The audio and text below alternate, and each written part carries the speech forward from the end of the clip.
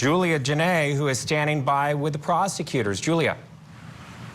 That's right, Matt. It is our privilege to have prosecutors who are in the Special Victims Unit here in Palm Beach County Courthouse, the State Attorney's Office, Brianna Coakley and Karen Black. Thank you all for speaking to me after what has been a really intense trial. Brianna, I just want your reaction first to this jury coming back in 4.5 hours with this decision.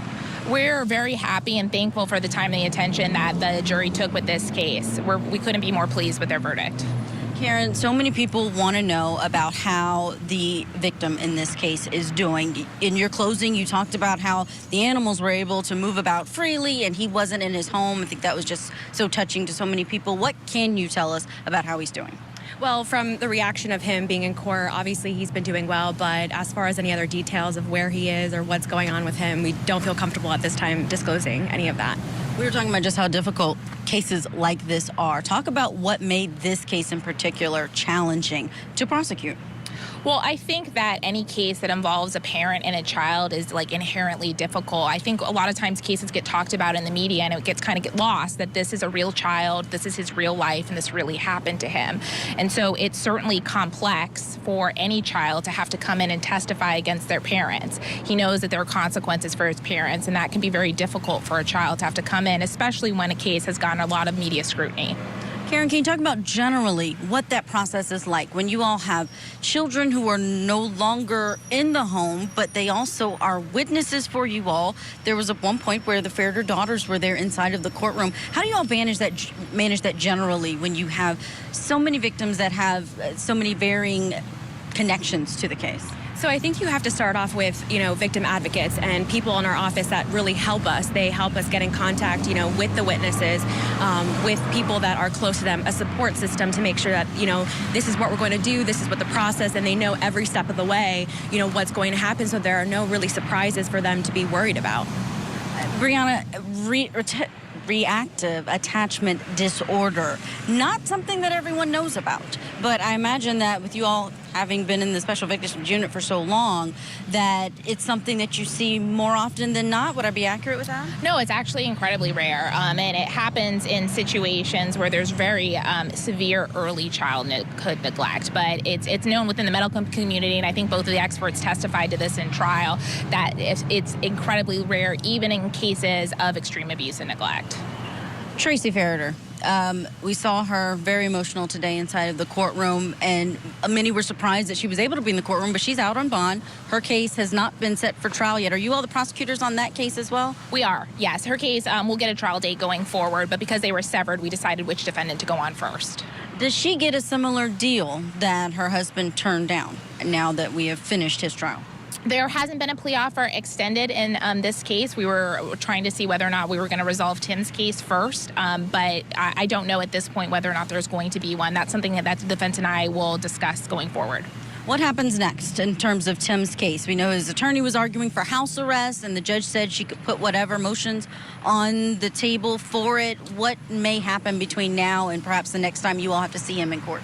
So we're not really sure, just because the next time we go into court is November 16th, which would be sentencing date. So between now and then, she can go ahead and file a bond motion, which, would address his release status. But until then, he will be in custody until sentencing. Can we talk about sentencing? What looks different in sentencing than what we've already seen during the guilt phase?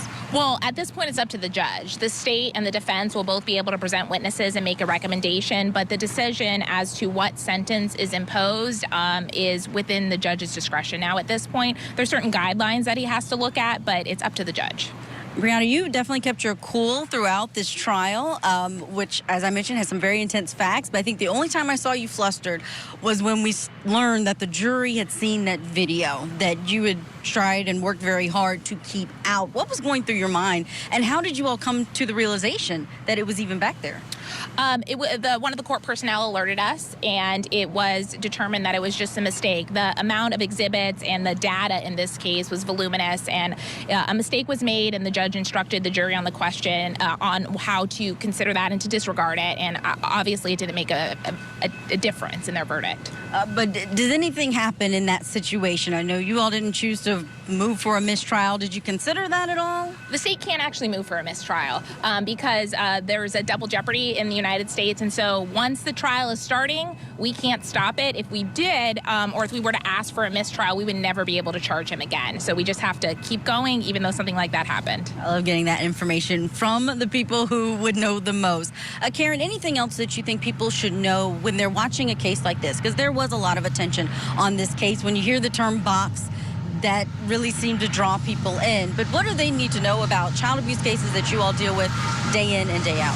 I think a big part of it is just be open and be patient, because in a lot of these cases, you may see evidence, you may not see evidence. I know in this case, there were hours and hours of videos. It was very tedious. It was just, why are they showing me this? Why is it day after day? But I think in this case, we had to show how the victim lived his life for those days that he was inside there.